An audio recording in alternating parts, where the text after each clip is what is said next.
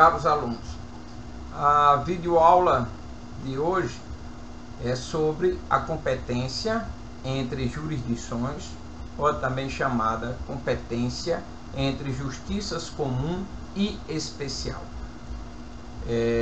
Como já tínhamos abordado anteriormente, isso se dá em razão do sistema federativo adotado pelo Brasil e do que decorre a organização judiciária brasileira.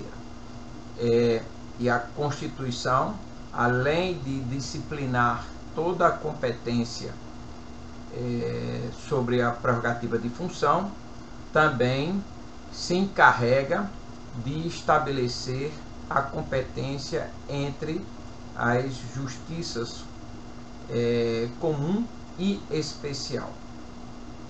Pelo nosso sistema federativo, a Constituição diz expressamente quais os casos são da competência da Justiça Federal, depois assinala o que são da competência da Justiça Eleitoral os crimes eleitorais, assim como da Justiça Militar os crimes militares. E os crimes da competência da Justiça Estadual assumem um caráter residual, como é próprio do nosso sistema federativo, de modo que é uma competência por exclusão. Tudo aquilo que não estiver inserido na competência de uma justiça especializada e não for da competência da Justiça Federal, será da Justiça Estadual. Porque, conforme salientamos, a Justiça Comum ela se divide em Justiça Federal e Justiça Estadual. E as justiças especializadas são as três clássicas que nós possuímos, do trabalho militar e eleitoral, sendo que dessas a do trabalho não possui jurisdição criminal. Daí que, não inserindo um caso na competência de justiça especial ou especializada, que seriam, em caso criminal, do Justiça Eleitoral ou da Justiça Militar, e não sendo da alçada da Justiça Federal, a competência será da Justiça Estadual. Então, nessa competência, o que, por uma questão de ordem lógica, abordamos primeiro quais são os casos da competência da Justiça Federal, que há uma complexidade maior, depois o que é da competência das justiças especializadas, e aí então, por exclusão, nós teremos todos os outros casos sendo da competência da Justiça Estadual. Essa competência da Justiça Federal, ela está no artigo 109, dos incisos 4º ao 11, ao 11º, e também o parágrafo 5º da Constituição, deste mesmo artigo 109. Essa competência da Justiça Federal a gente divide de duas espécies: a competência geral e a competência específica. De acordo com o artigo 109, inciso 4º, essa competência da Justiça Federal, competência geral, que os demais incisos vão tratar da competência específica, essa competência geral, ela está tratada incluindo na seara da Justiça Federal todos os crimes políticos e as infrações penais, e ressaltar aqui essa expressão, infrações penais, praticadas em detrimento de bens, serviços ou interesses da União ou de suas entidades autárquicas ou empresas públicas. Excluindo o Constituinte expressamente as contravenções e ressalvando a competência da Justiça Militar e da Justiça Eleitoral. Como salientei, interessante aqui fazer essa observação primeira quanto às infrações penais. Como se sabe, em rigor as infrações penais, a nomenclatura infrações penais compreende tanto os crimes quanto as contravenções penais. Porém, no final do dispositivo, como salientamos, expressamente se exclui da competência da Justiça Federal as contravenções penais. Daqui a pouco vamos fazer um comentário a esse respeito, mas na redação originária da Constituição de 88, o que importa para o momento, ficou expressamente retirado da alçada da Justiça Federal as contravenções. Por outro lado, o Constituinte falou em crimes políticos. Aqui, crimes políticos, não confundir com os crimes de responsabilidade. Os crimes políticos, anteriormente, na Constituição de 67, não estavam inseridos na competência da Justiça Federal e foram atribuídos à Justiça Militar. Com a redemocratização do país, essa competência foi trazida para a jurisdição comum e atribuída à Justiça Federal. Há alguns doutrinadores que fazem alguma consideração quanto à subsistência ou não da Lei de Segurança Nacional da época da ditadura e se ela teria sido ou não recepcionada pela Constituição. Mas há entendimento jurisprudencial do Supremo, STJ, de que a lei está em vigor, embora que alguns tipos penais não se coadunam mais com o sistema democrático estabelecido pela Constituição de 88. Mas, em rigor, é um crime previsto na Lei de Segurança Nacional, no processamento, essa competência da Justiça Federal. Isso, inclusive, ficou ressaltado aí em episódios de manifestações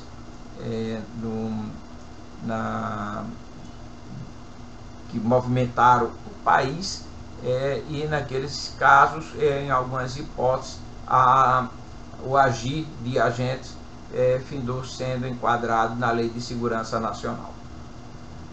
E essa competência, por conseguinte, da Justiça Federal. Um outro aspecto da terminologia utilizada pelo legislador a chamar a atenção é que se insere na competência da Justiça Federal todas as infrações em detrimento de bens, serviços ou interesse da União ou de suas entidades autárquicas ou empresas públicas. Aqui, primeiro, vamos fazer essa consideração das entidades da União, né, dessas pessoas jurídicas que atraem essa competência geral. Essa competência geral é ditada de acordo com a ofensa ao bem, serviço ou interesse de uma dessas três categorias de entidades, ou seja, a União, as empresas, as entidades autárquicas ou empresas públicas. A União, óbvio, todos os órgãos da administração direta federal são considerados como União para a definição da competência da Justiça Federal. Então, por exemplo, um crime contra as dependências do Congresso Nacional, da Câmara dos Deputados ou do Senado, a competência era da Justiça Federal, porque ali faz parte da União. Entidades autárquicas, aqui não quer dizer apenas autarquias. Entidades autárquicas engloba também as fundações instituídas e mantidas pelo poder público. Então, observe-se que não se fala em autarquias, mas sim em entidades autárquicas. E dentre as pessoas jurídicas se insere também as empresas públicas. E a observar que no sistema brasileiro, para se saber se uma entidade é uma autarquia ou uma empresa pública, ou se é uma instituição, é uma fundação instituída e mantida pelo poder público, há de se observar a lei que eventualmente tenha criado uma dessas entidades. É que as fundações, as autarquias e as empresas públicas, pelo nosso regime, são criadas por lei. Então, diante de alguma dúvida de saber se um órgão, qual é a personalidade jurídica da entidade, a solução é consultar a lei que eventualmente tenha criado, porque aí se consegue dirimir a eventual dúvida. Um aspecto que merece destaque aqui é que as empresas públicas, nada obstante essa denominação, são de personalidade jurídica de direito privado.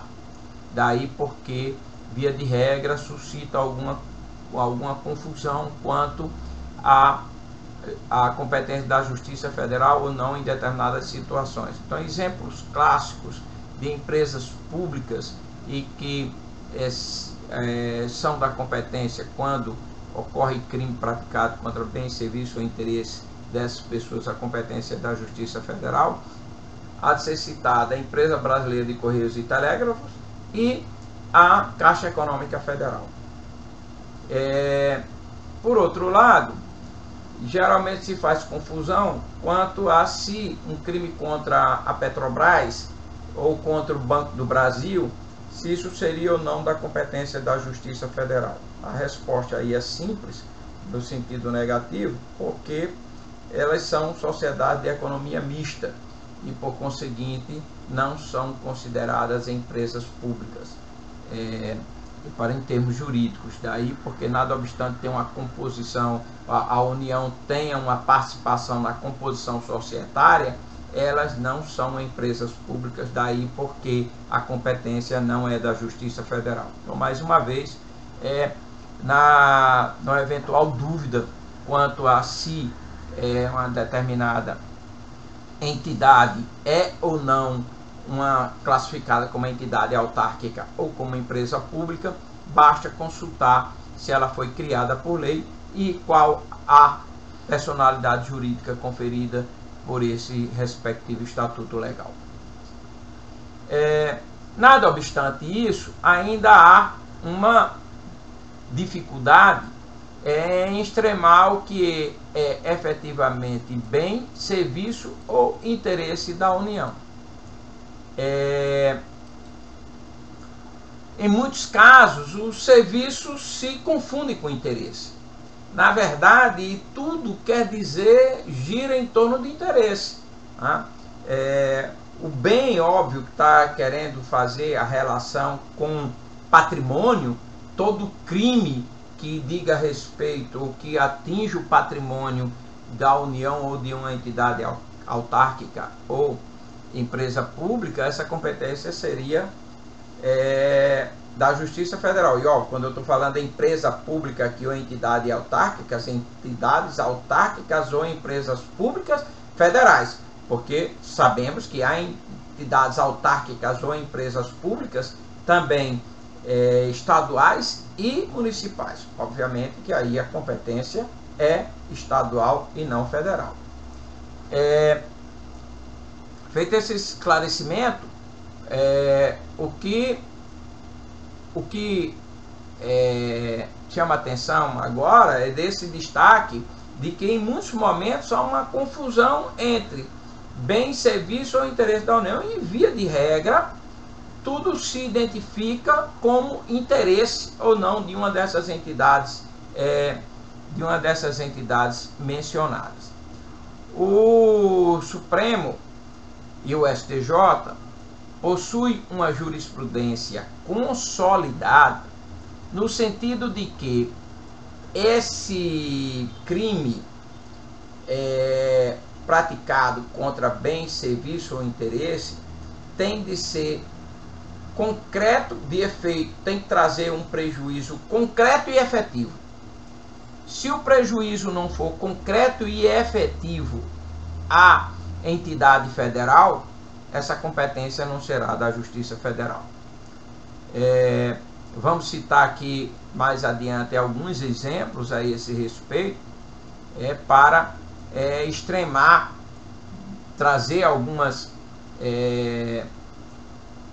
considerações a respeito, identificando essas situações, embora que, via de regra, isso só é possível de identificar no caso concreto.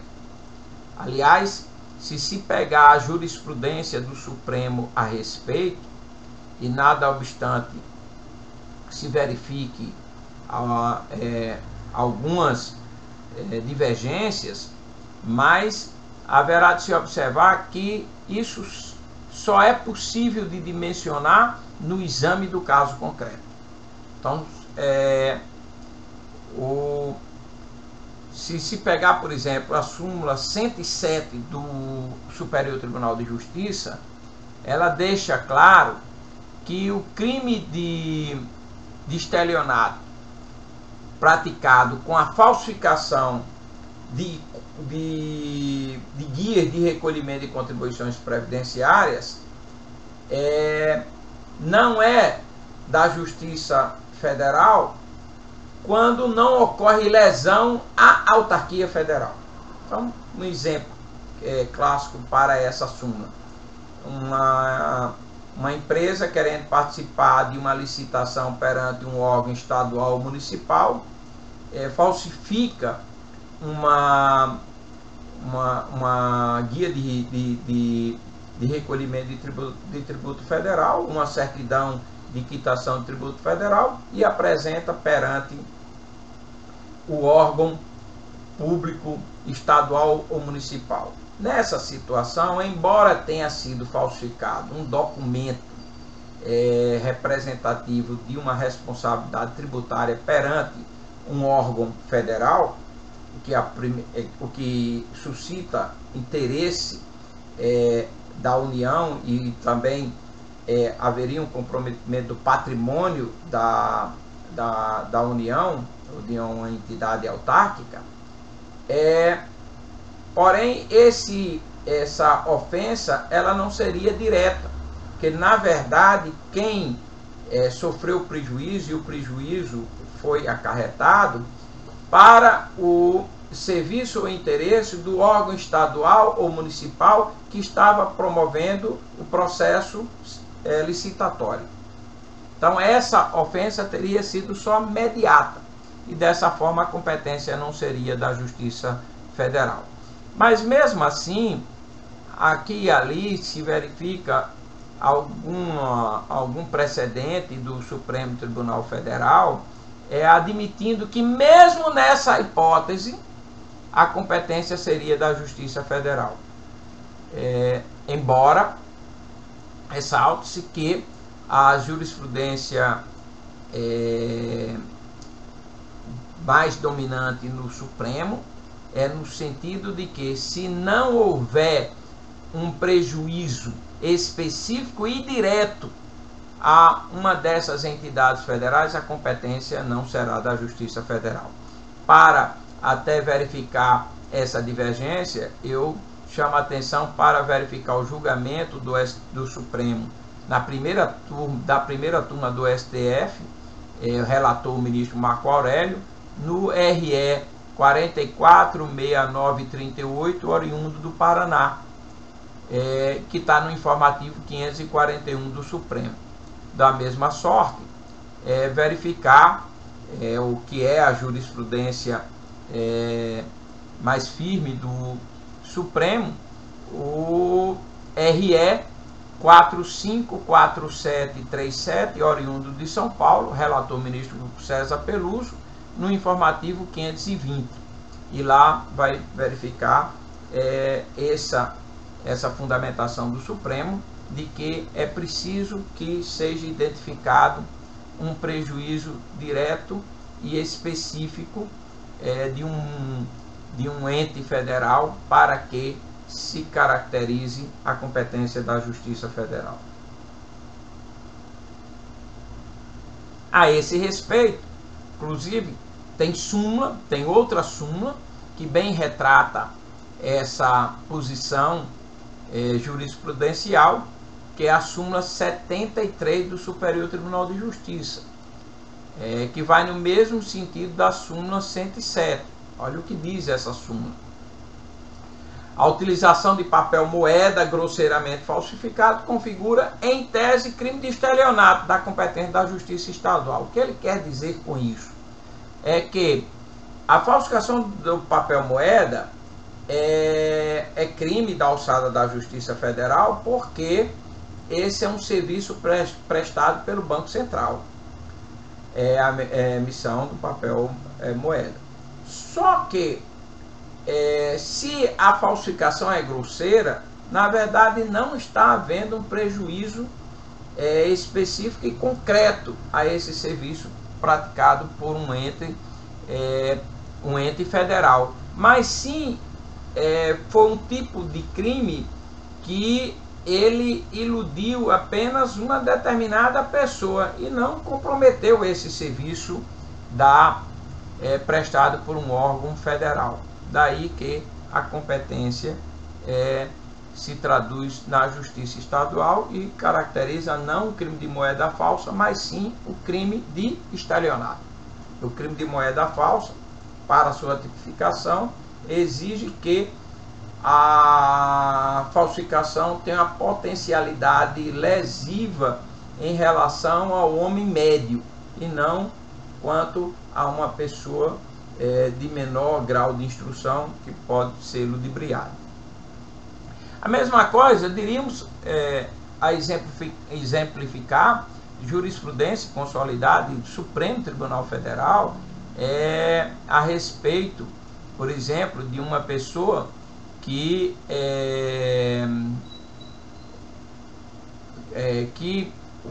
exerça de forma ilegal uma profissão de médico, dentista, farmacêutico ou mesmo de advogado.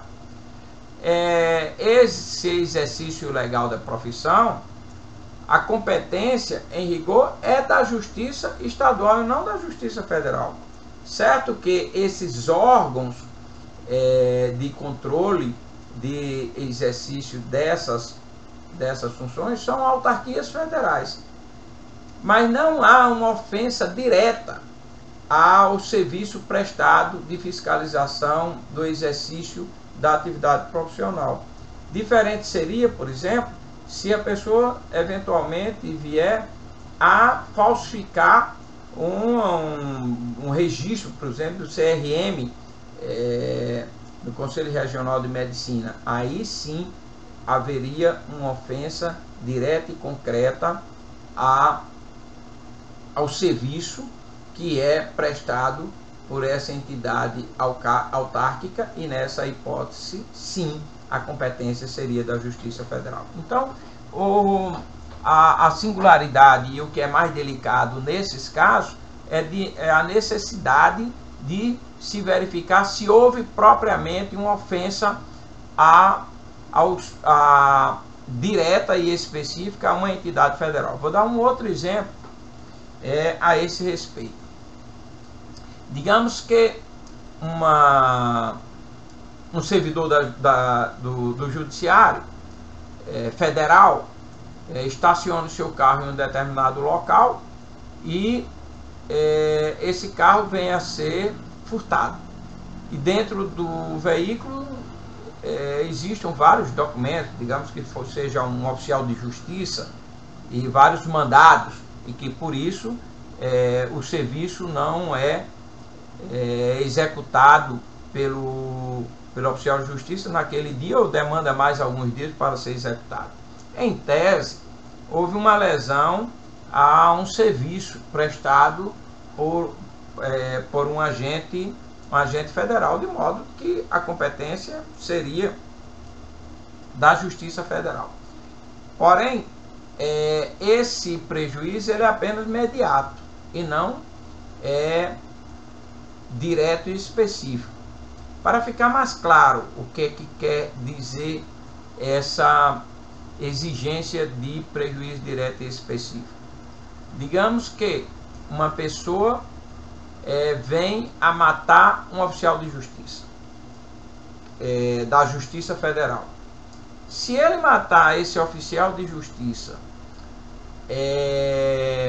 porque tem uma inimizade pessoal contra essa pessoa,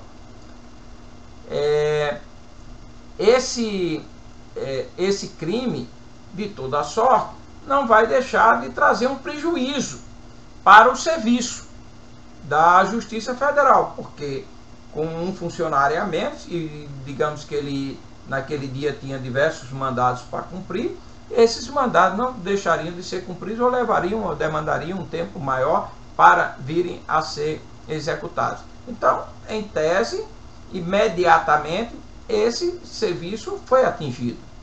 Porém, a competência não será da Justiça Federal porque não foi direta e específica. Direta e específico seria, se, por exemplo, uma pessoa matar um oficial de justiça exatamente para ele não cumprir as suas atribuições. Aí sim se daria a competência da Justiça Federal. Eu acho que esse é um exemplo bastante esclarecedor para se distinguir uma situação de outra. E veja como fica complexa essa questão da competência no ambiente criminal. A competência vai depender da vontade do agente, de qual a finalidade do agente com a prática do crime. Se o agente queria matar a vítima porque ela era uma agente federal, essa competência vai ser da Justiça Federal. Se ele pratica esse crime por causa de uma motivação pessoal qualquer, essa competência seria da Justiça Federal. Aliás, isso não é nenhuma novidade no ambiente criminal, né? E esse é um dos problemas também que traz a complexidade da prova, que em muitos casos, para se definir qual o crime praticado, a prova vai ter que revelar o ânimo do agente, né? Qual era efetivamente o dolo específico do agente ao praticar a conduta ilícita. E isso também ocorre no que diz respeito à definição da competência. Basta imaginar a questão do homicídio, ou se o caso é homicídio ou é uma lesão corporal seguida de morte, se a situação é uma tentativa de homicídio ou se é uma lesão corporal, né? Então, no ambiente da competência, olha aí que se é uma tentativa, se é uma lesão corporal seguida de morte, a competência é do juiz togado. Se é um crime de homicídio, a competência é do tribunal do júri. Competência absoluta definida conforme a investigação do ânimos do agente que praticou o delito. Aqui é a mesma coisa. Na definição da competência, especialmente quando se trata de crime praticado contra um agente público, há de se observar se o crime foi motivado em razão do exercício da função dele, e se foi em razão do exercício da função dele, e ele for um agente federal, essa competência vai ser da Justiça Federal.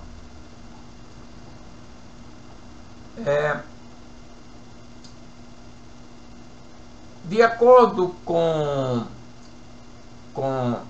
a súmula do STJ e ressaltando uma vez mais do que já salientamos anteriormente,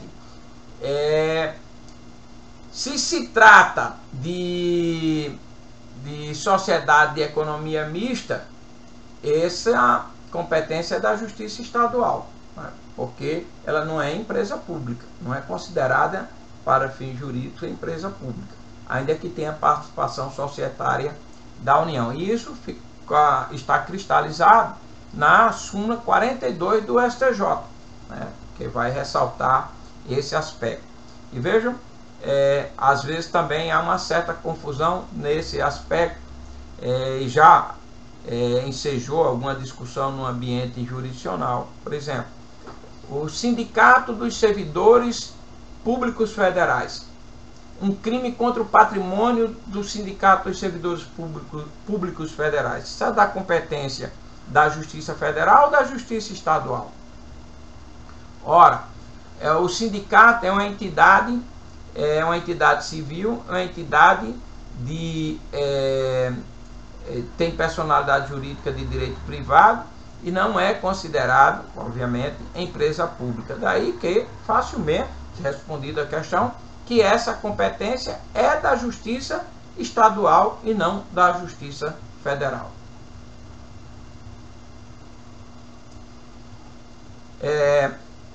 Como salientado, não há tanta necessidade de se extremar se num determinado caso, se foi atingido um serviço ou interesse. Via de regra, quando é atingido um serviço, é também um interesse. E não há de se negar de toda sorte, e o bem sempre um bem, o patrimônio de uma entidade pública federal, via de regra, ela está afeta a um serviço, né? E o serviço sempre está relacionado com o interesse da entidade quanto ao cumprimento de sua missão, da realização de suas atribuições. Então, não necessariamente, mas fica, obviamente, mais simples de identificar em diversos casos, quando se trata de ação ilícita que atinge um patrimônio, que é um bem, e daqueles em que atinge o interesse ou propriamente um serviço. Então, um furto de um equipamento eletrônico é um crime contra o patrimônio, contra o bem, a competência da Justiça Federal, caso se trate de patrimônio de uma das entidades federais. A súmula 208 do STJ procurou definir quando se identifica não só a questão do patrimônio, mas do interesse da União Federal no que diz respeito aos casos de transferência de recursos de órgãos federais para órgãos estaduais ou municipais. E especificamente a súmula 208 está a afirmar que compete à Justiça Federal o julgamento de eventual desvio de recursos praticado por prefeito quando a prestação de contas sobre a aplicação dessas verbas estiver sujeita à fiscalização de órgão federal. Então, todas as vezes que há liberação de recursos com essa característica, e via de regra, todos esses convênios firmados pelos municípios e pelos estados, eles impõem essa exigência de fiscalização de uma tomada de contas de órgão federal. Essa competência fica com a Justiça Federal. Então, isso aí também, em muitos casos, soluciona divergências quanto se a competência é da Justiça Federal ou não, nesse caso de repasse de verbas. Se ao repassar as verbas ficar estabelecido de que haverá a necessidade de prestação de contas perante um órgão federal quanto à aplicação desses recursos, a competência fica com a Justiça Federal. Por outro lado, a súmula 209 do STJ estabelece um outro norte, né, a dizer que compete à Justiça Estadual processar e julgar prefeito por desvio de verba transferida e incorporada ao patrimônio municipal. Ou seja, situação em que não há necessidade de prestação de contas perante órgão federal. O que ocorre nos repasses constitucionais previstos da participação dos municípios ou dos estados quanto a repartição do bolo tributário. Aí esse recurso se insere dentro do patrimônio do órgão municipal ou estadual e, por conseguinte, a competência é da Justiça Estadual e não federal.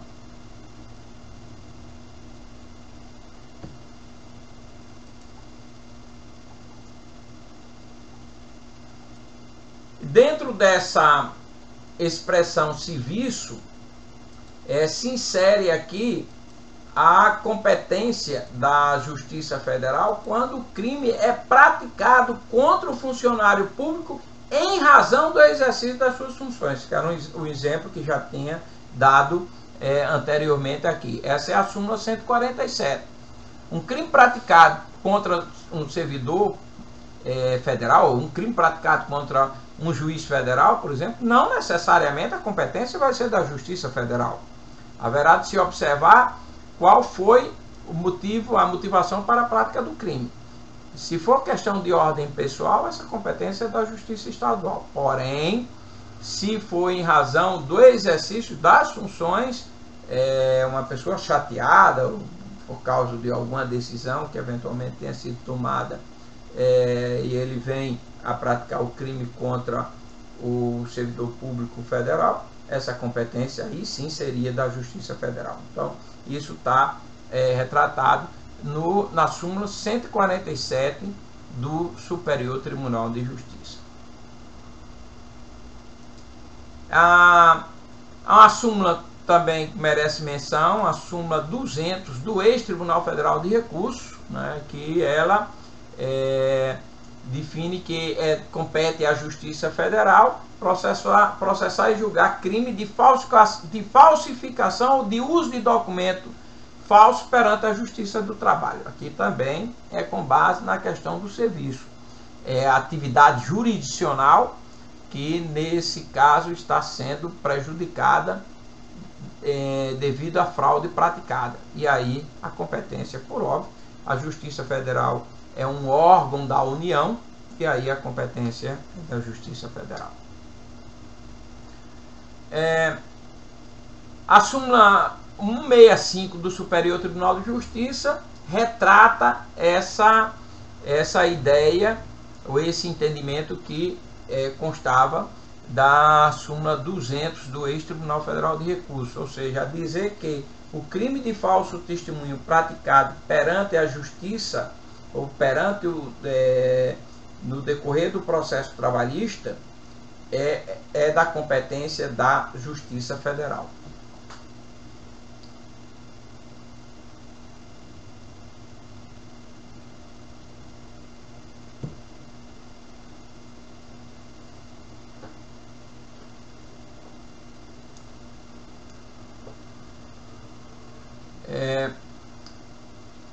Quanto ao interesse, aqui tem também segue a mesma lógica, que o interesse, para definir a competência da Justiça Federal, é preciso que esse prejuízo ao interesse seja específico e concreto. E havia uma súmula do STJ que contrariava essa orientação. A súmula do STJ número 91, essa súmula dizia que compete à Justiça Federal processar e julgar os crimes praticados contra a fauna. E aqui pouco importava se era um prejuízo concreto e direto. E aí, depois de decisões do Supremo Tribunal Federal, findou o STJ revogando essa súmula, porque ela definia uma competência da Justiça Federal com suporte apenas no interesse genérico, o que contraria toda essa orientação jurisprudencial.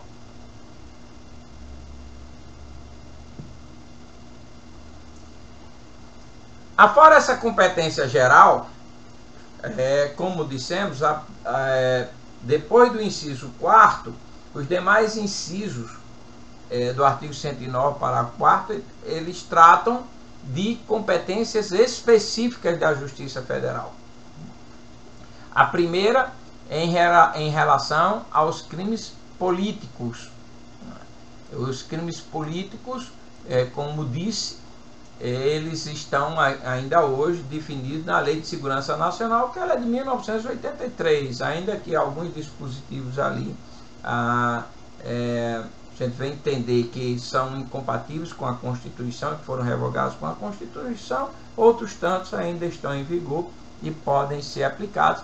E na eventualidade a gente tem alguns casos, mesmo depois da Constituição de 88, de processos perante a Justiça Federal pela prática de crimes políticos. Essa competência é da Justiça Federal de primeiro grau, naturalmente. Está tratando tudo aqui da competência de primeiro grau.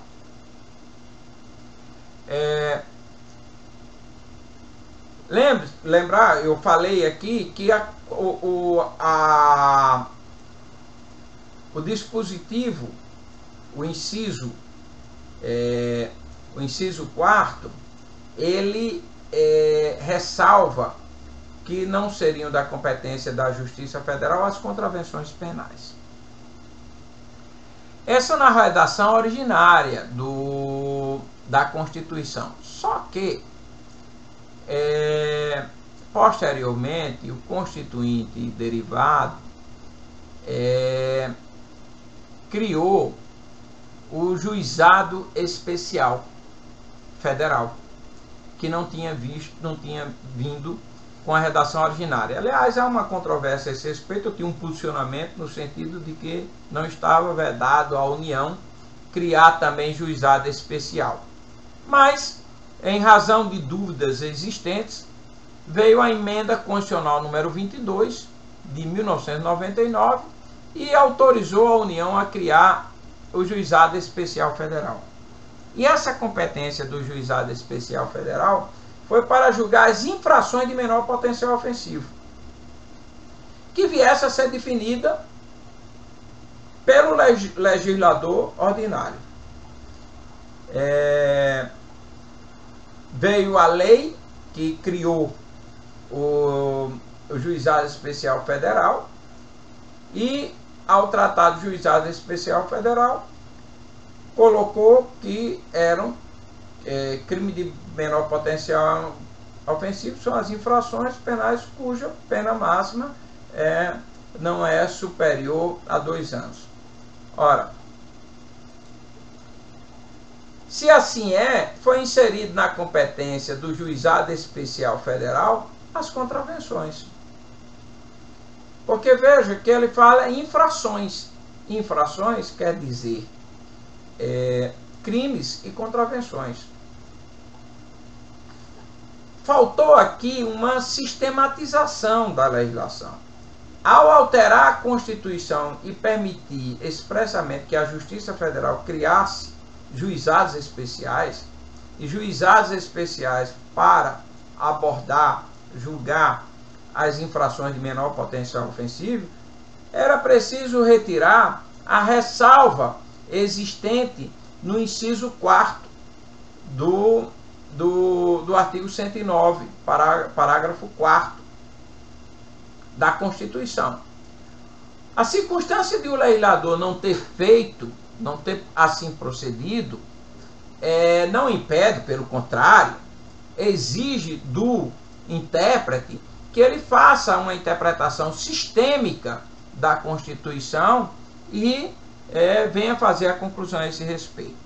Eu, inclusive, tenho sentença nesse sentido. Sei que há precedentes do Superior Tribunal de Justiça em sentido contrário, mas em nenhum caso eu vi decisão do STJ ainda fazendo essa abordagem após tendo como consideração a emenda número 22. Eu acho que ainda o caso está a ensejar uma definição a respeito e acredito que, havendo uma maior discussão sobre o assunto, muito provavelmente vai se chegar à conclusão de que a Justiça Federal também tem competência, o Juizado Especial Federal tem competência para as contravenções penais.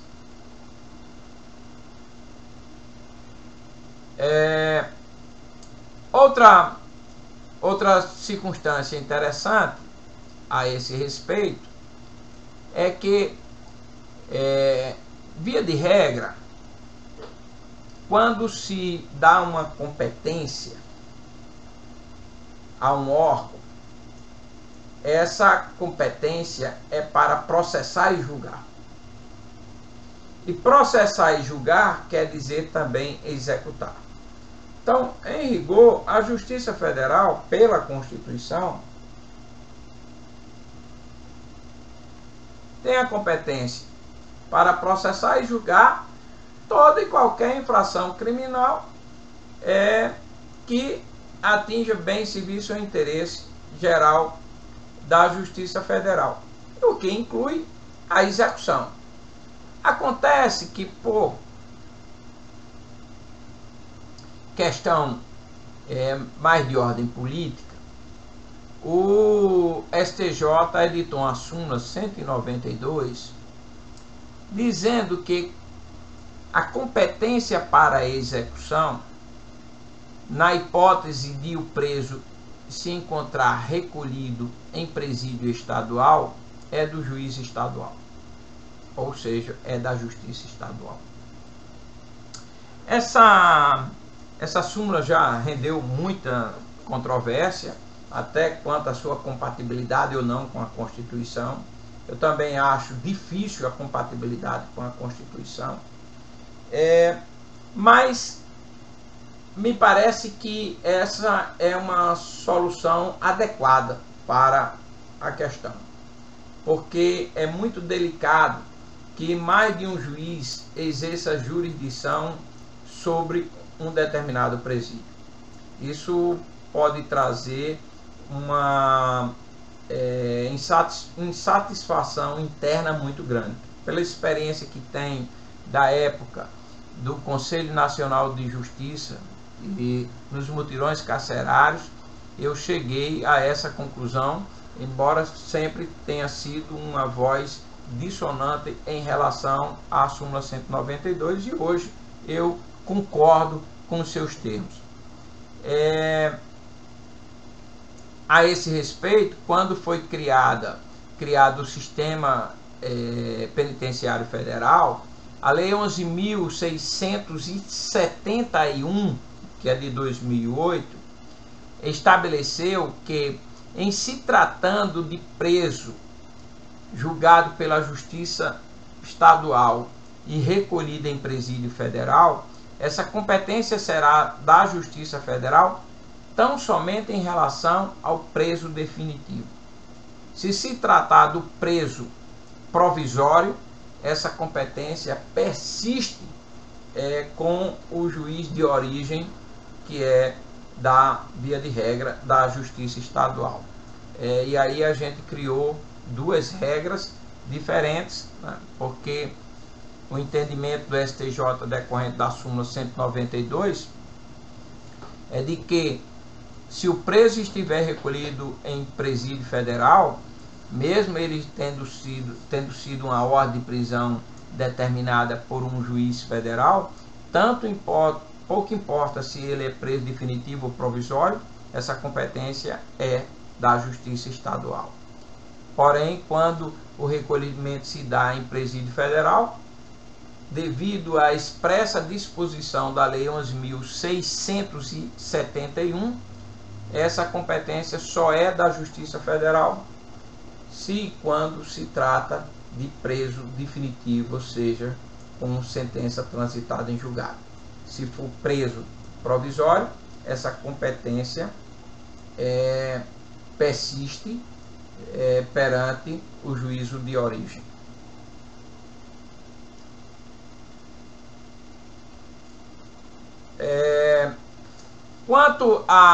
Voltando aqui aos crimes da competência específica da Justiça Federal, que eu já tinha começado a falar dos crimes políticos, a Constituição fala no inciso 5, os crimes previstos em tratados ou convenção internacional. fazendo a ressalva que isso quando iniciada a execução no país, o resultado tenha ou devesse ter ocorrido no estrangeiro ou reciprocamente. Ou seja, o Constituinte ele exige que haja conexão internacional. Então não basta que um crime seja praticado, que o crime praticado seja previsto em um tratado ou convenção. É preciso que esse crime tenha conexão internacional. Então, exemplificando.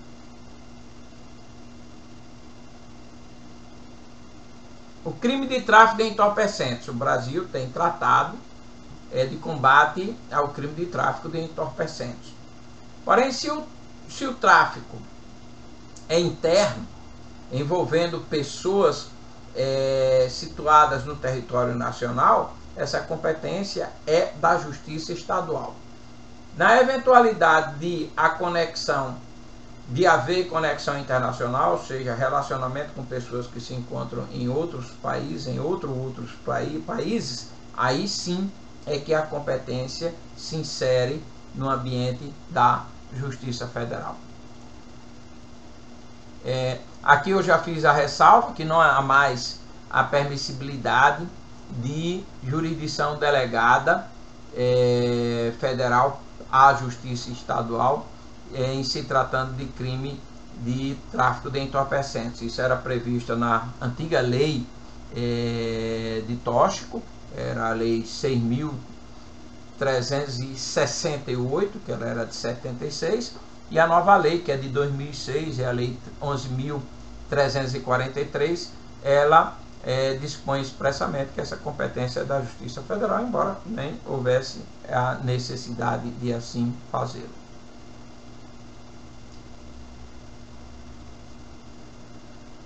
Aqui é interessante fazer a ressalva que a circunstância em si de uma determinada droga ser comercializada no Brasil e ela ser de origem estrangeira, ou seja, ela não ser produzida no Brasil, por si só não caracteriza a conexão internacional para atrair a competência da Justiça Federal. A origem estrangeira em si da droga não quer dizer que há conexão internacional no eventual tráfico interno.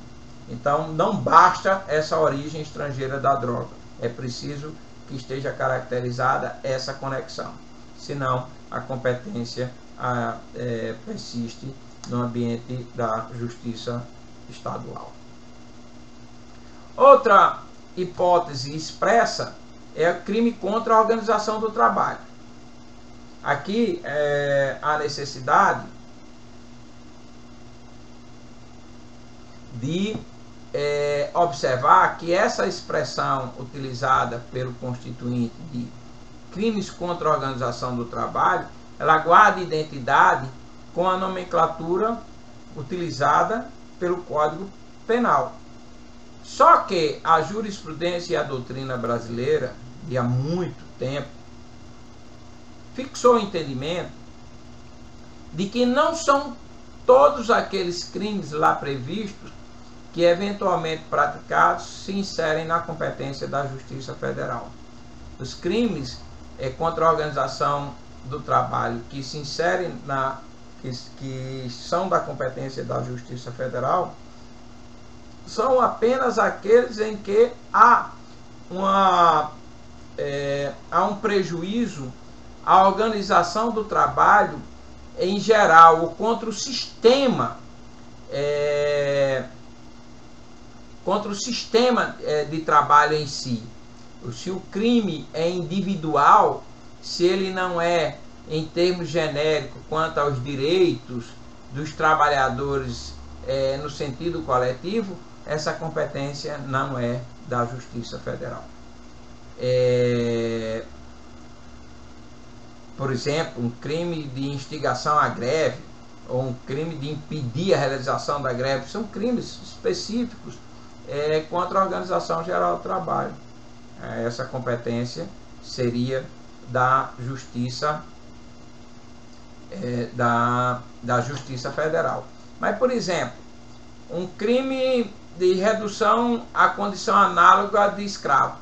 Se ela é praticada contra um trabalhador especificamente, essa competência é da Justiça Estadual. Porém, se ela é praticada por um empregador, geralmente, quando esses casos acontecem, dizem mais respeito ao trabalho no campo, se ela é com relação aos trabalhadores em geral, ou um grupo de trabalhadores, essa competência passa a ser da Justiça Federal. Inclusive, houve um período de instabilidade muito grande em relação a esses crimes de redução análoga à situação de escravo.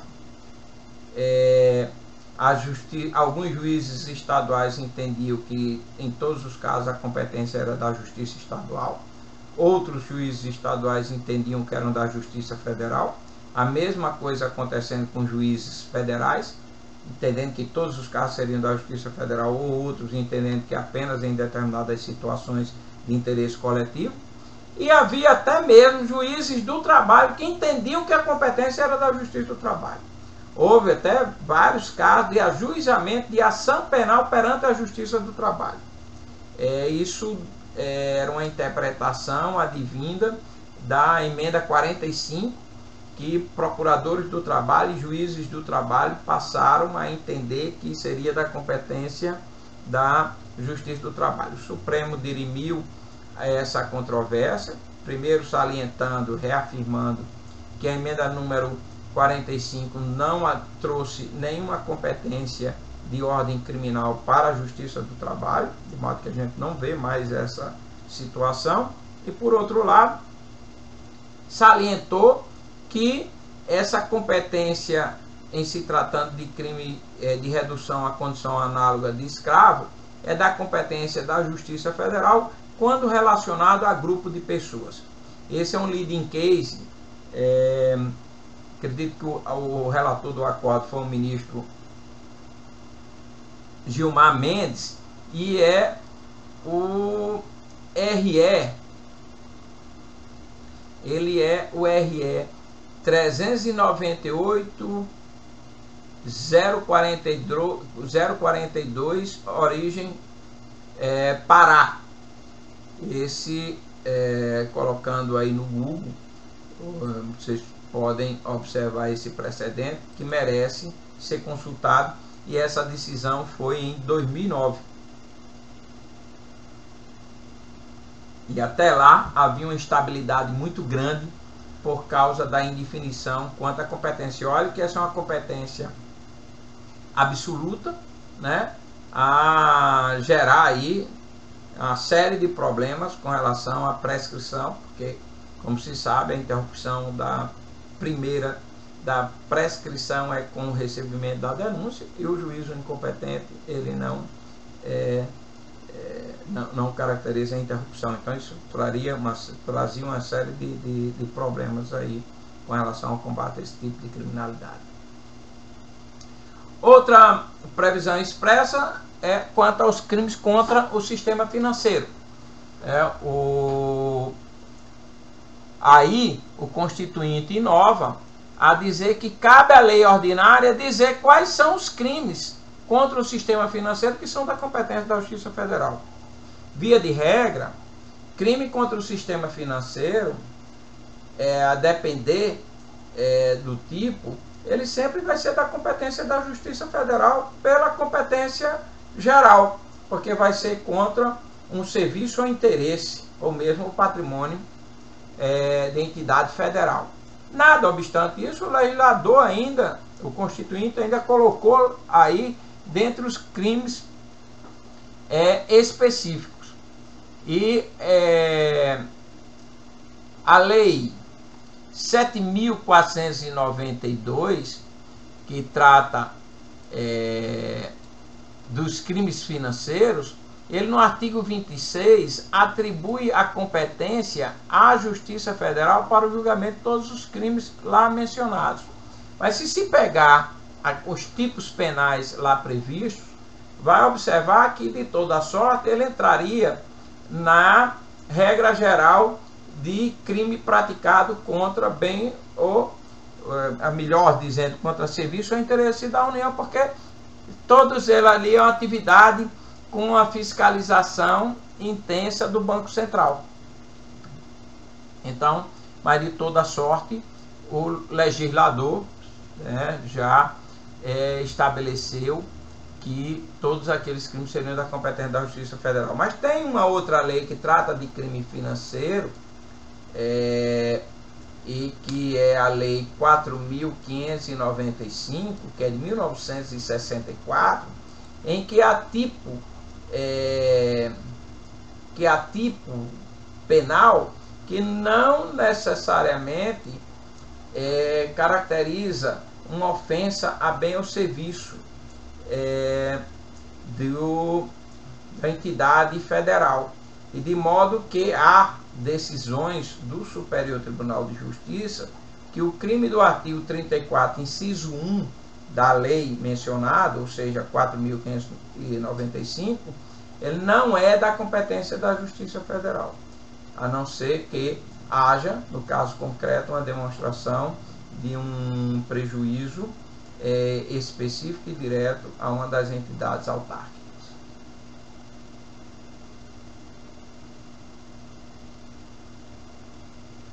Crimes contra a ordem econômico-financeira.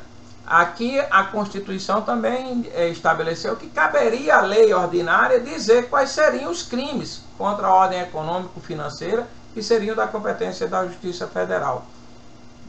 Foram editadas duas leis a respeito desses crimes contra a ordem econômico-financeira. A Lei 8.137, que é de 1990, define os crimes contra a ordem tributária, econômica e contra as relações de consumo, e a Lei 8.176, de 91, que define os crimes contra a ordem econômica e cria o sistema de estoques de combustíveis. Nenhuma dessas leis cuidou de dizer quais são os crimes que são da competência da Justiça Federal. De toda sorte, é possível identificar, principalmente em se tratando dos crimes contra a ordem tributária, quais os que são da competência da Justiça Federal ou não. Por óbvio, se o tributo é federal, o crime tributário é da competência da Justiça Federal. Se o tributo é estadual ou municipal, essa competência é da Justiça estadual. E no caso dos crimes contra a ordem econômica, haverá de se observar, no caso concreto, se houver eventualmente lesão a um bem, serviço ou interesse de uma das entidades federais, essa competência aí sim vai ser da Justiça Federal. E via de regra, esses crimes são da competência da Justiça Estadual. Outra previsão expressa, e vem também em razão de acordos internacionais, os crimes cometidos a bordo de navios ou aeronaves, ressalvada a competência da Justiça Militar, que define também crimes aí a esse respeito, lá no Código Aeronáutico e Marítimo, tem crimes aí específicos. E aqui a primeira coisa que chama a atenção, o que é crime cometido a bordo. A bordo não quer dizer que esteja de navio ou aeronave, não quer dizer que eles estejam, do caso da aeronave, de que ela esteja em voo. Pode ser no solo mesmo, já caracteriza crime a bordo. A mesma coisa, diga com o navio mesmo, ele atracado, caracteriza crime cometido a bordo. Os senhores podem observar que todas essas questões de segurança quanto a esses meios de comunicação, eles são decorrentes de convenções internacionais. Daí porque no sistema federativo, para mostrar que o país tem comprometimento no cumprimento desses acordos, ele atribui a competência para um órgão federal. Essa é uma dimensão da competência da Justiça Federal, ou seja, de o Brasil mostrar à comunidade internacional que efetivamente está comprometido em cumprir aqueles acordos. Então, aí a finalidade de deixar expresso na Constituição, aliás, vem da nossa tradição constitucional, que esses crimes são da competência da Justiça Federal. Há uma definição legal do que se trata, o que é considerado navio, né? Na verdade, são embarcações de tamanho e autonomia consideráveis, próprios para navegação em alto mar, né? Além de haver o cadastro da embarcação como navio ou não, né? Só o que é cadastrado a Capitania dos Portos da qualidade de navio é que se insere nessa competência. Então, um barco de pesca, por exemplo, que não são próprios para navegação em alto mar. Ainda que ele esteja em alto mar, essa competência não vai ser da Justiça Federal, porque aí é uma anomalia, e não é essa a finalidade da norma. A finalidade da norma é em razão desse compromisso internacional e dessas embarcações que têm essa autonomia de tráfego em alto mar, elas obedeçam a essas convenções, e daí porque se justifica a competência da Justiça Federal. A mesma coisa se diga em relação ao que é a aeronave e o que justifica a competência da Justiça Federal.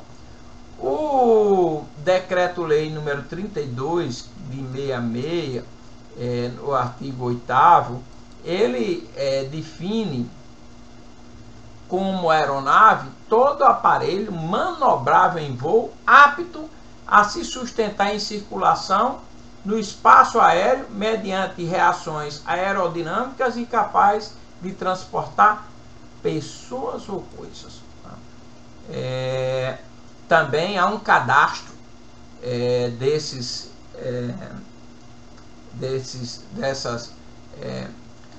aeronaves, caracterizando ou não como aeronave, né? E aí traz indagações, né? Helicóptero é aeronave? Pela definição, não há dúvida nenhuma que é caracterizado como aeronave. Hidroaviões também, mesmo planadores, são considerados pela definição legal, não há dificuldade nenhuma. O que traz aí maior consideração é a questão dos ultraleves, né? Hoje nós temos ultraleves que servem para um transporte rudimentar, mas servem, ainda que seja um transporte turístico, né? Para se fazer esses passeios com pessoas que estão em viagem.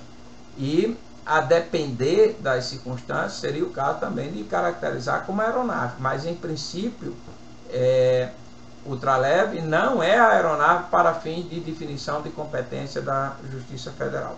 Então, estabelecer aqui, principalmente em relação a embarcações, que não é qualquer crime ocorrido envolvendo uma embarcação, por exemplo, uma lancha, um jet ski, um barco de pesca, que a competência vai ser da Justiça Federal. Não. Aí ele não é considerado navio para fim de competência da Justiça Federal. E também, em relação a aeronaves, ultraleve não em princípio, caracterizado como aeronave para fins de competência da Justiça Federal, porque ele não é capaz em si de transportar pessoas ou coisas, embora que a gente saiba que alguns já estão sendo construídos com essa finalidade. Pode ser num caso concreto até que amanhã surja uma discussão a esse respeito e se chegue à consideração de que a aeronave também se enquadra nesse conceito do artigo 8º do Decreto-Lei. Ultraleve se enquadra nesse conceito do artigo 8º do Decreto-Lei 32. Crime de ingresso ou permanência irregular de estrangeiro. Aqui o que a preocupação, porque esse é um serviço de ingresso ou permanência no território nacional realizado por um órgão federal, que no caso é a Polícia Federal.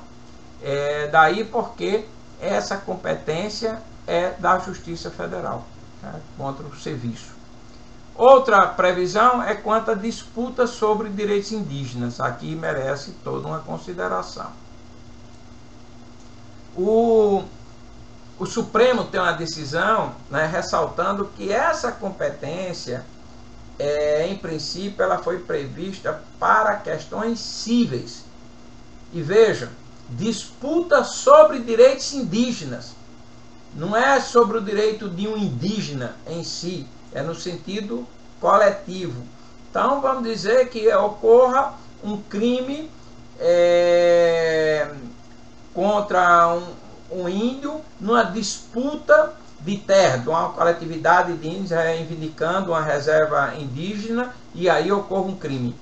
Aí sim pode-se pensar na competência da Justiça Federal. Mas o crime contra o índio em si, a competência não é da Justiça Federal. Aliás, a esse respeito, já há bastante tempo posicionamento firme do Supremo e do STJ, inclusive com súmula do STJ, que é a súmula 140, a dizer que compete à Justiça Comum Estadual processar e julgar o crime em que indígena figure como autor ou vítima. Essa súmula veio de um caso que era do índio Paiacã, é um episódio mais antigo, e depois essa súmula foi bastante rediscutida quando houve a morte do índio Galdino, também já faz algum tempo, dos anos 90, o índio Galdino que foi queimado no dia do índio, né? Adolescentes, pessoas já um pouco mais de 20 anos praticaram esse crime. Ele veio a óbito, veio a falecer, e houve uma rediscussão se não se inseria na competência da Justiça Federal ou não, e o STJ reafirmou, e se eu não me engano esse caso chegou até o Supremo também, o Supremo já afirmou que ali o que a Constituição fala é disputa sobre direitos indígenas e não crime eventualmente praticado contra um índio ou por ele, ou crime por ele praticado. E uma novidade que veio com a Constituição, com a emenda 45, foi uma competência residual da Justiça Federal para julgar crimes com grave violação de direitos humanos. Uma competência supletiva, né, o deslocamento da competência da Justiça Estadual para a Federal, quando isso for necessário para assegurar o cumprimento de obrigações que o Brasil tem assumido em razão de tratados internacionais de direitos humanos. Veja, a inserção dessa competência supletiva da Justiça Federal nessa área, que suscitou muita polêmica, ainda hoje traz alguma divergência, ela demonstra que essa competência da Justiça Federal, ela tem uma dimensão interna e uma externa. A dimensão interna, no sentido de que ela é necessária por causa do sistema federativo, né, e da existência da Justiça Federal e Estadual, o dualismo judicial do nosso sistema. E nada obstante isso, ela também é ditada em razão de compromissos assumidos pelo Brasil perante a ordem internacional. Na hora que a competência da Justiça Federal é definida de acordo com esse critério interno, a Justiça Federal se apresenta como órgão da União. Porém, no instante em que ela assume essa competência em razão de compromissos internacionais firmados pelo Brasil, a Justiça Federal age como órgão da República Federativa do Brasil. conforme na aula em que tratamos dessa organização judiciária do Brasil, eu tinha pontuado essa dimensão da competência da Justiça Federal. Então, isso é um destaque a merecer interesse. E também está a demonstrar aqui também outra questão, que nessa área de direitos humanos, e como na área ambiental, a preocupação em estabelecer níveis de proteção, vários níveis de proteção. Então, essa competência, ela é da Justiça Estadual. Porém, se num caso concreto for verificado que está havendo dificuldade ou não está sendo cumprida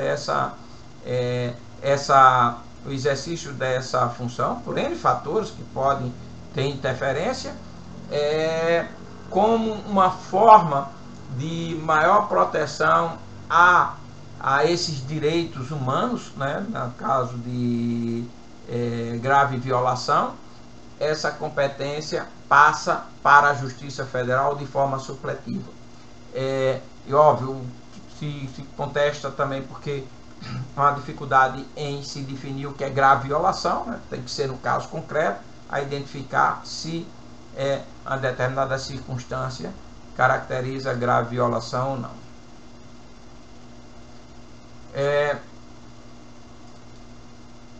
Ainda colocado nessa competência específica o habeas corpus, né? Os requisitos para a competência da Justiça Federal em matéria de habeas corpus são que a matéria criminal, obviamente, seja da competência da Justiça Federal, ou então que esse habeas corpus diga respeito a uma autoridade coatora que esteja subordinada à competência da Justiça Federal, né? E, via de regra, também vai ter identidade com a competência, a não ser no caso de arbitrariedade maior.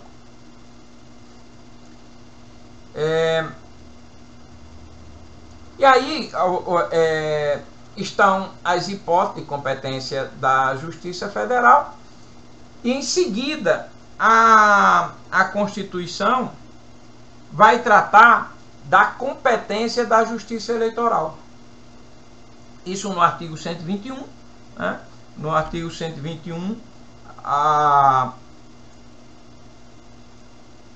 Constituição vai definir de forma natural que cabe à Justiça Federal, a Justiça Eleitoral, julgar os crimes definidos em lei específica, os crimes eleitorais. Nós temos basicamente duas legislações a esse respeito. É o Código Eleitoral, que ele é de a Lei 4.637, é de 65, e temos a Lei das Eleições e algumas leis extravagantes, mas basicamente esses dois estatutos trazem e definem o que são os crimes eleitorais. Nós vamos ver que a expressa maioria dos crimes eleitorais, eles são idênticos aos crimes previstos no Código Penal, porém com um dolo específico para fins eleitorais, tá?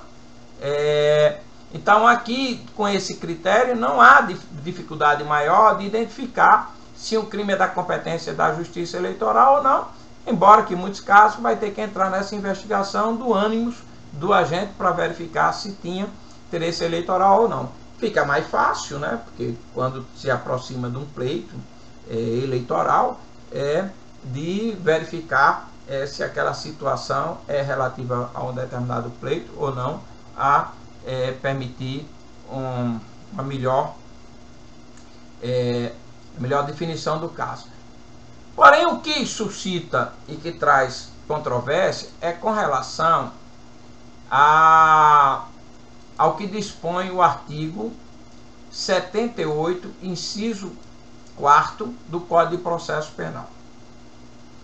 Esse artigo, esse dispositivo, diz que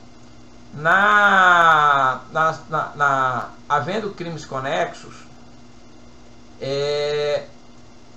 e sendo crime afeto um crime afeto à justiça comum e outro à justiça especial, prevalece a competência da Justiça Especial, de modo que todos os dois crimes devem ser julgados no mesmo processo perante a Justiça Especializada. Acontece que esse dispositivo é da redação originária do Código de Processo Penal, que é de 1941, época em que não existia Justiça Federal e em que não existia sequer a Justiça Eleitoral. Porque a Constituição 37 havia extinguido a Justiça Eleitoral. E o Tribunal e o Justiça Especial, que era previsto no nosso sistema naquela época, era o Tribunal de Segurança Nacional, Tribunal de Segurança Nacional de Vargas. E o dispositivo foi nesse sentido, dizer, olha, se existia um crime que era da competência da Justiça Comum, conexo com um crime que seria da competência da Justiça Especial, ou seja, do Tribunal de Segurança Nacional, pelo sistema ditatorial na época, ele trazia tudo. E para julgar todas essas questões. De modo que essa regra não pode ser transposta para os dias atuais. De modo a se definir de modo simplista de que no caso de uma competência, de um crime da competência da Justiça Eleitoral conexo com um crime da competência da Justiça Comum, prevalecer a Justiça Eleitoral no sentido de ambos os crimes serem julgados pela Justiça Eleitoral. Isso porque, senão a gente vai chegar à conclusão, como alguns doutrinadores concluem, que da possibilidade de haver um tribunal de júri presidido por um juiz eleitoral, ou seja, um tribunal do júri perante a Justiça Eleitoral. É uma hipótese, por exemplo, que um cidadão pratica um crime eleitoral conexo com um crime de homicídio. Digamos que o cidadão praticou um crime eleitoral, tem uma testemunha, e que para que essa testemunha não deponha contra ele, ele venha matar essa pessoa. Há uma conexão entre os dois crimes, e não é razoável que a Justiça Eleitoral, que um juiz eleitoral, vá presidir esse crime de homicídio. É a mesma coisa, a gente pode até imaginar a situação de haver a conexão com o crime de tráfico de armas, com o crime de tráfico de entorpecentes, outros crimes mais. Não vejo razoabilidade nenhuma de, nessa situação, ambos os crimes serem julgados pela Justiça Eleitoral. Acho, e especialmente na questão do Tribunal do Júri, que o razoável aí é haver a disjunção de processos, de modo que o crime eleitoral seja apreciado e julgado perante o ambiente eleitoral, e o outro crime, o crime de homicídio, o crime de tráfico de entorpecentes, tráfico de armas, seja perante a Justiça Comum. A não ser em outras situações menos significativas, que aí a gente poderia até admitir que houvesse essa junção de processos e ambos os crimes fossem julgados perante a Justiça Especializada. Mas salientando que a finalidade desse dispositivo em nenhum momento foi no sentido de que a Justiça Eleitoral atraísse o julgamento de questões alheias à matéria eleitoral. Até porque, como salientado, não existia Justiça Eleitoral nessa época.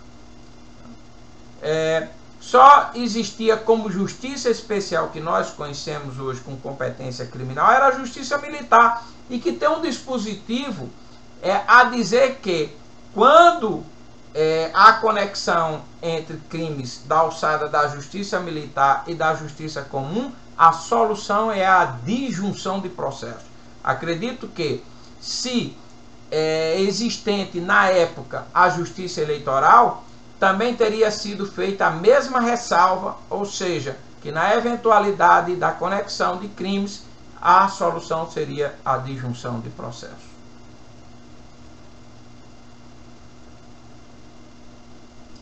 Competência da Justiça Militar. Aqui, em relação à Justiça Militar, é preciso fazer uma consideração de que o Constituinte, aparentemente sem uma lógica maior, se não em razão, certamente, de questões de ordem política, deu dois tratamentos distintos em relação à Justiça Militar da União e à Justiça Militar Estadual em termos de competência.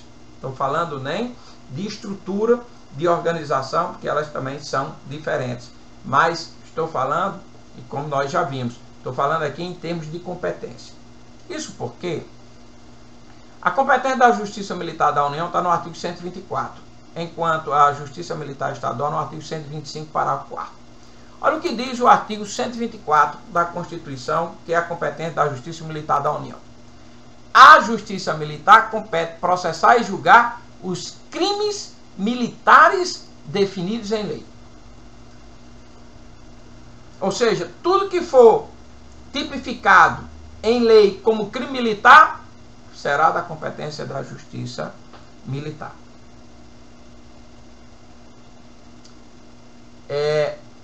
E há no Código Penal Militar a hipótese de crime praticado por civil e que é caracterizado como crime militar.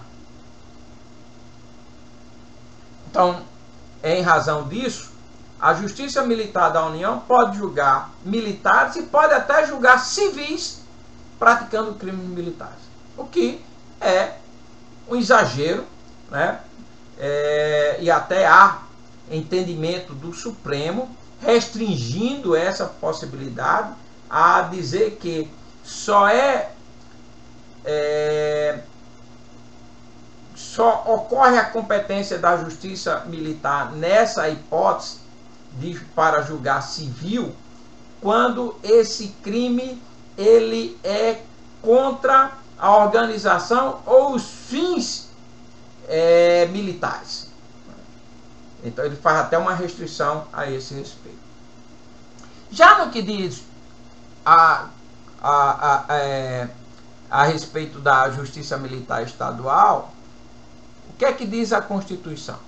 Compete à Justiça Militar Estadual processar e julgar os militares dos estados. Então veja, a competência aqui já não é para julgar os crimes militares definidos em lei. É os militares dos estados, nos crimes militares definidos em lei. Ou seja, a Justiça Militar Estadual não tem competência para julgar civis. Se um civil praticar um crime que é definido como militar contra a instituição militar estadual, a competência será da Justiça Estadual e não da Justiça Militar do Estado. Nos crimes militares definidos em lei e as ações judiciais contra atos disciplinares. Então veja, a Justiça Militar Estadual tem competência cível também, porque cabe a ele julgar também as ações judiciais contra atos disciplinares. Enquanto que a Justiça Militar da União não tem competência cível, só tem competência criminal. Então não é correto dizer que a Justiça Militar não tem competência cível, que ela só tem competência criminal.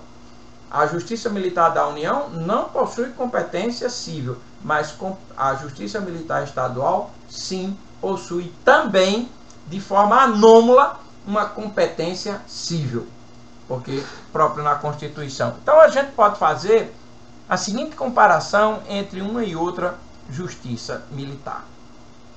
A da União tem competência restrita aos crimes militares, ou seja, não tem competência civil. Então, por consequência, é incompetente para questões cíveis. tem competência para julgar tanto militares quanto os civis. Então, crime praticado por civis, desde que tipificado como crime militar, também pode ser julgado pela Justiça Militar da União.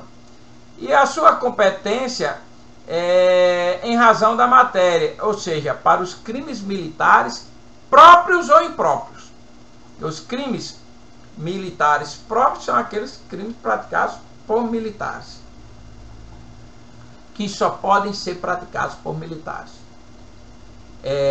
E no caso, como ele pode julgar também crimes praticados por civis, que são tipificados como militares, ele tem essa competência em razão da matéria e, desde que seja crime militar, pouco importa se próprio ou impróprio, ele é competente.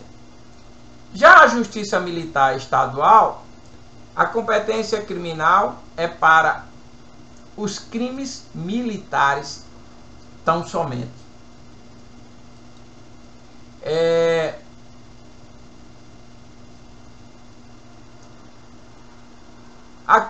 Possui competência civil para as ações contra atos disciplinares militares. Tem uma competência, como dito, restrita para julgar crimes de militares, ou seja, a sua competência em razão da matéria, crimes militares, e em razão da pessoa, militares dos estados. Então está a ver aí a distinção entre uma e outra, e uma singularidade que veio com a emenda número 45, que é importante de ser ressaltado. É que a competência da Justiça Militar, ela é restrita,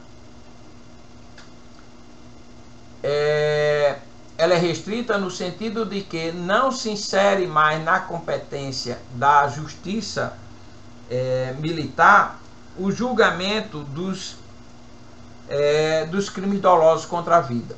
Isso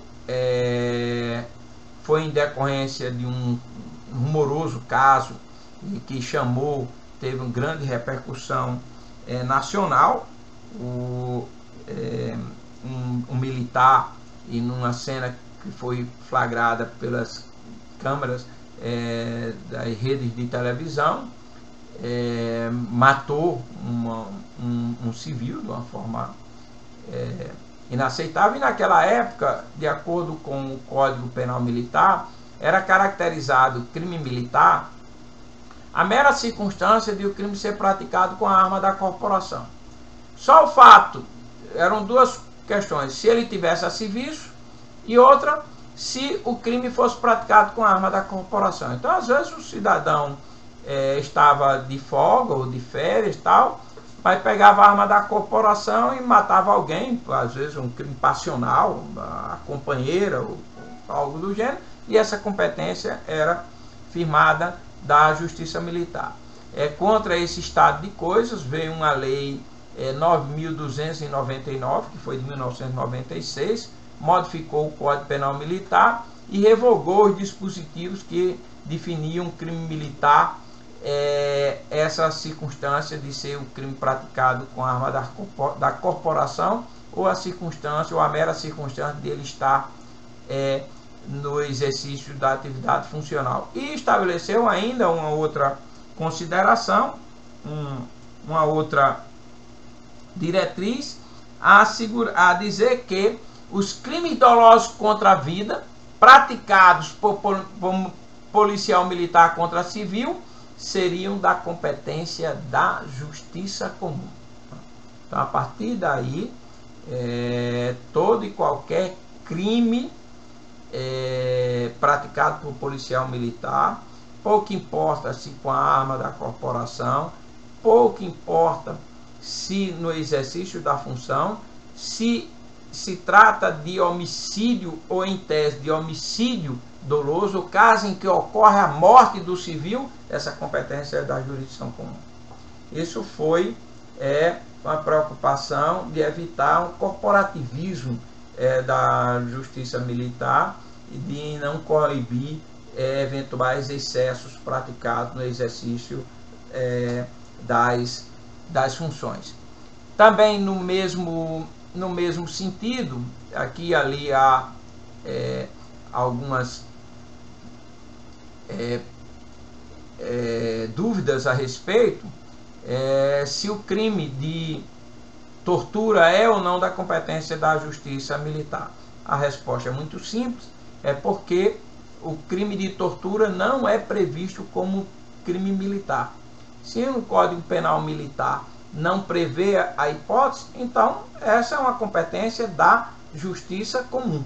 Será federal ou estadual, conforme seja o agente que tenha praticado o crime. Então, a mesma coisa que se diz em relação ao crime de abuso de autoridade. O crime de abuso de autoridade é previsto numa lei extravagante e ele não é previsto no Código Penal Militar. Então, toda e qualquer acusação contra um militar da prática de crime de abuso de autoridade, isso é da competência da jurisdição comum e não militar, porque ele não é caracterizado como crime militar. Há um dispositivo que expressamente diz que cabe à justiça militar julgar crime praticado por militar em serviço contra militar, mesmo que reformado, mesmo que esse militar, a vítima, seja reformado. Houve um caso recente de discussão sobre se essa regra estava vigente ou não, e o Supremo reafirmou a vigência dessa norma. Aqui merece mencionar a súmula 47 do Superior Tribunal de Justiça, a dizer que é da competência da Justiça Militar processar e julgar crime cometido por militar contra civil com emprego de arma pertencente à corporação, mesmo não estando em serviço.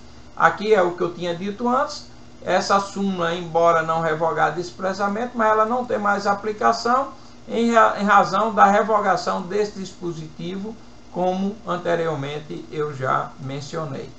Então, essa súmula 47 não tem mais aplicação em razão da mudança legislativa. Se for crime de homicídio, essa competência é da justiça comum, e por outro lado, a circunstância de praticar o crime com emprego de arma não é mais caracterizado como o emprego de arma da corporação, não é mais caracterizado como crime militar. A súmula 78, vejam esse aspecto: compete à Justiça Militar processar e julgar policial de corporação estadual, ainda que o delito tenha sido praticado em outra unidade federativa. Então aqui também é uma questão delicada, que o militar tem o direito de ser julgado perante a Justiça Militar do seu estado ou da unidade federativa onde ele é sediado. A súmula 90 do STJ, que compete à Justiça Militar processar e julgar o policial militar pela prática do crime militar, e a comum pela prática do crime comum simultâneo àquele, ou seja, no caso de conexão de crimes, sendo um da Justiça Militar ou da Justiça Estadual, a solução é a disjunção de processos, como eu tinha salientado anteriormente. Por fim, temos a competência da Justiça Estadual, que, como salientamos, ela é uma competência residual, ou seja, tudo que não tiver, se for da Justiça Comum e não for da Justiça Federal, será da Justiça Estadual, né? Porque a gente sabe que a Justiça Comum se divide em federal e estadual, né? Então, se não é da Justiça Especial e não é da Justiça Federal, será da Justiça Estadual, porque ela é residual. Aqui eu elenco uma série súmulas a esse respeito, né? Merece menção aqui a súmula número 6, né? Compete à Justiça Comum Estadual processar e julgar delito decorrente de acidente de trânsito envolvendo viatura de polícia militar, salvo, e aí preste atenção a isso, salvo se autor e vítima forem policiais militares em situação de atividade. Então, de regra, acidente de trânsito envolvendo a viatura de polícia militar, competência é da Justiça Comum, salvo se autor e vítima forem policiais e eles estiverem em exercício de atividade. A súmula 38, compete à Justiça Estadual Comum o processo por contravenção penal, ainda que praticado em detrimento de bens, serviços ou interesse da União ou de suas entidades. Eu entendo que com a emenda 22 houve uma modificação desse entendimento, já expus lá em cima, não concordo mais com essa súmula e acho que essa questão há de ser rediscutida com mais profundidade. A súmula 42, eu já mencionei aqui, né, aquela dizendo que é da competência da Justiça Estadual quando se trata de crime praticado contra a sociedade e economia mista. A súmula 62 também já foi mencionada aqui, que compete à Justiça Estadual processar e julgar o crime de falsa anotação na carteira de trabalho e previdência social atribuído à empresa privada. A súmula 73, que eu também já falei, que é a questão da falsificação do papel moeda de forma grosseira, que aí se diz que o crime, na verdade, não é de moeda falsa, e sim de estelionato, por conseguinte, competência da Justiça Estadual.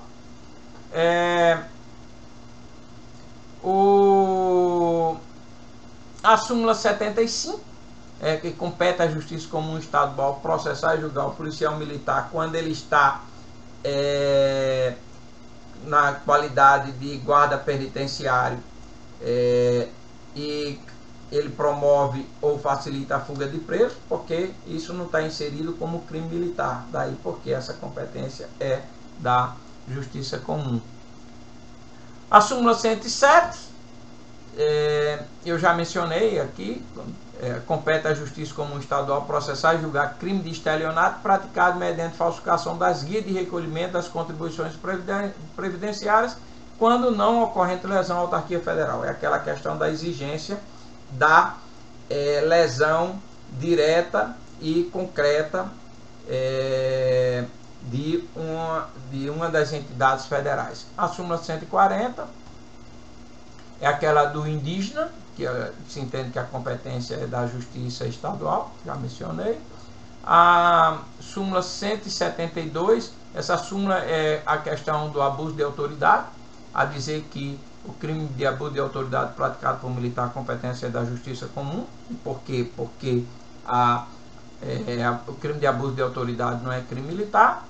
A súmula 192, que é aquele da competência da Justiça Estadual quando se trata de execução de preso recolhido a estabelecimento penitenciário estadual, que a gente já comentou. A súmula 209 é aquela referente a desvio de verba, né, transferida e incorporada ao patrimônio municipal, que no caso a competência é da Justiça Estadual. E assim concluímos essa parte referente à competência entre jurisdições ou entre justiças comum e especializadas. Muito obrigado.